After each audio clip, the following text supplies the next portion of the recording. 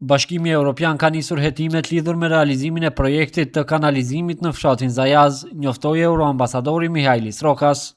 I pyetur nga televizioni Koha, Rokas tha se dyshimet rriten për faktin se edhe kompania që është dashur të kryej punimet ka bankrotuar. Euroambasadori njoftoi se është në komunikim të vazhdueshëm me kreun e Kërçovës dhe se kanë filluar hetimet dhe po mblidhen të gjitha dokumentet e nevojshme për këtë rast. Definitely, no.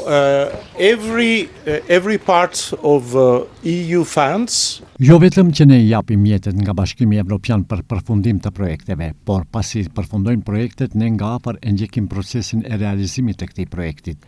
Kemi dyshime nga ajo që di, punëkryesi ka bankrotuar. Kuptohet ne si BE nga afër e ndjekim këtë projekt. Jam në kontakt të vazhdueshëm me kryetarin e Kërçovës dhe kam kërkuar që të më dërgojë të gjitha dokumentet dhe elementet nga realizimi i këtij projekti. Rokas tha se nëse konstatohen shkelje, Bashkimi Evropian do të kërkojë kthimin mbrapsht të mjeteve financiare.